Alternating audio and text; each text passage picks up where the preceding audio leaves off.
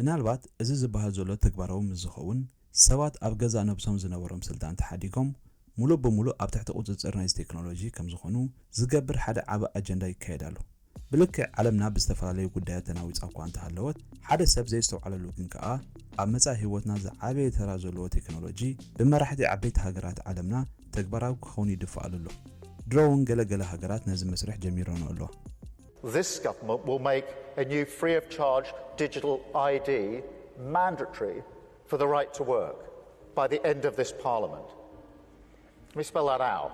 You will not be able to work in the United Kingdom if you do not have digital ID. እዚ ቴክኖሎጂ ዲጂታላዊ መንነት ወይ እውን ዲጂታል ID ብዝብል ልሙድን ቀሊልን ዝመስል መፀውዒ ዝፍለጥ ኮይኑ ሰባት ብዛዕባ እዚ ምዕባለ ዘለዎም ርድኢት ከምቲ ንቡር ምስግጋር ካብ ወረቐት ናብ ዲጂታል ክኸውን እንከሎ እቲ ቀንዲ ዕላማ ናይ ዲጂታል መንነት ስለምንታይ ኣዝዩ ኣዝጋሚ ምዃኑ ኣብዛ ቪድዮ ብዝርዝር ክገልጸልኩም እየ። ሰላም ዝኸበርኩም ተኸታተልቲ ነዛ ቻነል ከመይ ቀኒኹም? ለምውን ከምቲ ልሙድ ንዓኹም ዝበልክዎ መደብ ሒዘ መፅእ ኣለኹ። ሰናይ ምክትታል። ቅድሚ ናብቲ ቀንዲ ጉዳይ ምእታዊ ግን ዲጂታል መንነት እንታይ እዩ? ብርግጽ ናይ ብዙሓት ሰባት ርድኢት እቲ ብመልክዕ ወረቐት ኣብ ጅባራ እንሕዞ ታሲራን ማንጃ ፈቓድን ኣብ ሞባይልና ክንሕዞ ምስ እንጅምር እዩ። ዋላ እኳ እቲ ገለ ክፋል ናይ ርድኢት ቁኑዕ እንተኾነ ታሲራና ኣብ ሞባይልና ክንሕዞ ምስ እንጅምር ጥራይ ግን ኣይኮነን እቲ ዕላሙ። ዲጂታል መንነት ሓደ ውሑስ ብናይ ኤሌክትሮኒክ ኣገባብ ዝተሃንጸ ኩሉ ውልቃዊ ሓበሬታት ናይ ህይወትካ ዘካተተ ብናይ ገዛ ርእስኻ ባዮሜትሪክ ማለት ዓሸራ ናይ ኢድ ይኹን ናይ ዓይኒ ዝተረጋገፀ ኣካይዳ እዩ። እዚ ኣገባብ ልናትካ መንነት ዝመሳሰል ወይ ፌክ መንነት ንኸይምስራሕ ሓጋዚ ይገብሮ። ኩሉ ዘድሊ ውልቃዊ ሓበሬታታት መሊእኻ ምስ ኣረጋገጽካ ብድሕሪ እዚ ናብ ዝደለኻዮ ቦታ ከድካ ብዛዕባ ነብስኻ ተላልየሉ ምስክር ወረቓቕቲ፣ ታሴራ፣ ማንጃ ፈቓድ፣ ናይ ሕክምና ወረቐት፣ ኢንሹራንስን ሊብሬቶ ናይ መኪና ኮታስ ኩሉ ነገራት ኣብቲ ናትካ ዳታ ስለ ዘካትት መብዛሕትኡ ግዜ ብመልክዕ ኣፕሊኬሽን ተዳልዩ ኣብ ሞባይልካ ይቕመጥ። ከምቲ ልሙድ ነቲ ኣፕ ዘመሓድሮ ወይ እውን ዝውንኖ ኣካል ከዓ መንግስቲ ወይ ትካላት ይኾና። ልክዕ ብዙሕ ሃልኪ ከቃልል ዝኽእል ኣገባብ እዩ። እቲ ዝዓበየ ሕቶ ግን ነዚ ቴክኖሎጂ ተጠቂሞም እንታይ ክገብሩ ይኽእሉ? We're constantly watching and recording everything that's going on. Citizens will be on their best behavior because we're constantly recording and reporting everything that's going on. መንግስቲ ናይ ቴክኖሎጂ ትካላትን ከም ዝብልዎ እንተኾይኑ እዚ ኣገባብ ብዙሕ ዝጠፍእ ግዜን ሃልክን ከድሕን ምዃኑ እዩ። እቲ ሓቀኛ ዕላምኡ ምስቲ ኣብ ገለገለ ሃገራት ዝረአ ዘሎ ኣጠቓቕማ ክነፃፀር ከሎ ግን ኣዝዩ ዝገርም እዩ። ንኣብነት ቻይና ኣቐድማ ቢላ ኣብዚ ዓመት እዚ ነዚ ሲስተም ከም ዝጀመረቶ ዝፍለጥ እዩ። እቲ ኣጠቓቕማ ግን ኣብ ክንዲ ካብ ፊዚካል ናብ ዲጂታል ዘቕይርዎ ብቐጥታዮም ምስ ሶሻል ክሬዲት ሲስተም ኣተሓሒዞም። እዚ ማለት እቲ ዲጂታል መንነት መን ምዃኖም ዘረጋግፅ ጥራይ ዘይኮነስ ምስ ፋይናንሻል ሂስትሪ ካብ ቦታ ናብ ቦታ ዝገብርዎ ጉዕዞ ወላው ናይ ኦንላይን ኣጠቓቕምኦም ከይተረፈ ተተሓሒዙ እዩ ማለት እዩ። እዚ ማለት ኣብ ዝኾነ ይኹን እዋን ናትካ ናይ ገንዘብ ይኹን ናይ ጉዕዞ ምንቅስቓሳትካ ወላው ናይ ማሕበራዊ ሚድያ ንጥፈታትካ መንግስቲ ደስ እንተዘይልዎ በቐሊሉ ክልኩተካ ይጽገም። After being sued for defamation by the subject of a story he'd written, he was blacklisted. But he only realized when he tried to buy a train ticket and was told he was banned from traveling. ገለገለ ማሕበራትን ትካላትን እውን ብግድአን ተጠቃሚ ናተን ኣገልግሎት ክትከውን ዲጂታል መንነት ክህልወካ ከም ዘለዎ ዝጠልብ ኣሰራርሓ ጀሚረን ኣለዋ። ብዘይ ዲጂታል መንነት ኪድካ ዝደለኻያ ክትረክብን ዘይክትረክብን እውን ኣብቲ ስራሕተኛታት ናይ ትካል ዝምርኮስ ዘይኮነስ ኣብቲ ሲስተም ናይ ቴክኖሎጂ ዝምርኮስ እዩ። ኤሮጳ ሕብረት ብወገኖም EIDAS ዝብል ሕጊ ንዓመታት ክትግበር ወሲኖም ኣለዉ። እዚ ማለት ኩለን ሃገራት ኤሮጳ ነናይ ሃገረን ናሽናል ዲጂታል አይዲ ከዳልዋ እሞ ዜጋታትን እንተነውሓ ኣብ ውሽጢ 2 ዓመታት ዲጂታላዊ መንነት ክህልዎ ምግባር እዩ።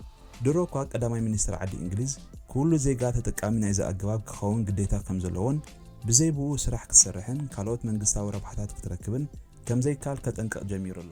We need to be really clear. You must have ID, mandatory digital ID in order to work because we have to stop illegal working. ኣብ ኣሜሪካ እውን ኣብ 25 ስቴትስ ነዚ ኣገባብ ተቐቢሎም ክሰርሕሉ ጀሚሮም ኣለዉ። ብዘይካዚ ትካላት ኣማዞንን ኡበርን ከይተረፋ ክቕበልዎ ጀሚረን ምህላውን ዝፍለጥ እዩ። ንግዚኡ ብድሌትካ ጥራይ ትጥቀመሉ ኣገባብ እኳ እንተኾነ ምስ ግዜ ግን ግዴታ ተጠቃሚ ናይ ሲስተም ክትከውን ዝገብር ሕግታት ምምፁ ኣይክተርፍን እዩ። ክሳብ ሕጂ ከዓ ብዘይካ ኣብ ኣሜሪካን ቻይናን ኣብ ሲንጋፖርን ኣገልግሎት ባንክታት ጠቕሊሉ ዝቕይር ሲንግ ፓስ ዝበሃል ኣፕሊኬሽን ኣብ ዱባይ ልዕሊ 5,000 ወሃብቲ ኣገልግሎት ናይቲ ሃገር ዘራኽብ UAE ፓስ ኣብ ናይጄርያ ከምኡውን ብተመሳሳሊ ብመንግስቲ ዝድገፍ ሲስተም ጀሚሮም ኣለዉ ስለምንታይ ደኣ ኣብ ተመሳሳሊ ግዜ ኩለን ዘን ሃገራት ነዚ ኣገባብ ክትጥቀማሉ ዝደልያ ዘለዋ ብርግጽ እዚ ቴክኖሎጂ ካብ ስርቅን ዘይሕጋዊ ንጥፈታትን ክከላኸል ይኽእል እዩ በቲ ሓደ ወገን ከዓ መራሕቲ ሃገራት ንኣህዛብ ብጸቢብ ቋጽሮ ዝሕግዝ ኣገባብ እዩ ገለ መራሕቲ ንምቁጽጻር ዘይሕጋውያን ስደተኛታት ዘይሕጋውያን ስራሕተኛታትን ከድልዮም ከም ዝኾነ ክገልጹ እንከለዉ ብዘይካዚ ብኣማኢት ሚልዮናት ዝቑጸሩ ኣህዛብ ተቕሊሎም ወረቐት መንነት ዘይብሎም ምስ ምዃኖም ንኹሉ ናብ ሓደ ሲስተም ኣምጺኻ ካብ ጫፍ ናብ ጫፍ ናይ ዓለም ዘሎ ኣህዛብ ኣብ ትሕቲ ሓንቲ ሲስተም መሓዙ ምክንያቱ እዚ ኣገባብ እዚ ንመንግስትን ትካላትን ብማዕረ ናይ ምቁጽጻር ሓይሊ ዝህብ ምዃኑ ንኣብነት ኣብ 2022 ዓመተ ምህረት እቲ ብፍሪደም ኮንቮይ ዝፍለጥ ዝነበረ ተቃውሞ ኣንጻር መንግስቲ ካናዳ መውዳእቱ ብናይ መንግስቲ ቁጽጽር ተወዲ ኩሎም ተቃዋምቲ ነናብ ህይወቶም ምስተመለሱ መንግስቲ ብቐጥታ ነቶም ተቃውሞ ዝድግፉ ትካላትን ውልቀ ሰባትን እዩ ሃዲኑ ብመንገዲ ባንክታት ናይቲ ሃገር ኣቢሉ ነዞም ተቃዋምቲ ብመልክዕ ጎፋንድሚ ዝድግፎም ውልቀ ሰባት ናይ ባንክ ሕሳቦም ክዓጽዎም ወሲኑ እዚ ውሳነ እዚ ካብ ቤት ፍርዲ ብዝተመሓላለፈ ዘይኮነስ መንግስቲ ባዕሉ ዝወሰደ ቁልጡፍ ስጉምቲ እዩ ብዘይካዚ ኣብ ጆርጂያ ኣሜሪካ መንግስቲ ኣብ ልዕሊቶም ነቲ ዝነበረ ተቃውሞ ደጊፎም ዝተባሃሉ ሰባት ተመሳሳሊ ውሳነ ወሲኑ ናይ ባንክ ሕሳቦም ብምዕጻው እዚ ከምዚ ኢሉ እንከሎ እዚ ሓድሽ ኣገባብ ዲጂታል መንነት ሙሉእ ብሙሉእ ናብ ኣገልግሎት ምዝውዕል መንግስቲ ስጉምቲ ክወስድ ናይ ባንክታት ይኹን ናይ ካልኦት ማሕበራት ሓገዛት ከይሓተተ ክንደይ ደቃይቅ ክወስደሉ ከም ዝኽእል ንምግማቱ ዘጸግም ኣይመስለንን ዝተፈላለዩ ትካላት ብወገነን ተጠቀምቲ ናይ ቴክኖሎጂ ኮይነን ኣብ ልዕሊ ዓማዊሎም ፓወር ወይ ስልጣን ክውንና ተኽእሎ ኣለዎን ንኣብነት ናይ ኢንሹራንስ ትካላት ብመንገዲ ዲጂታል መንነት ኣቢለን ብዛዕባ ሕሉፍ ምንቅስቓሳትካ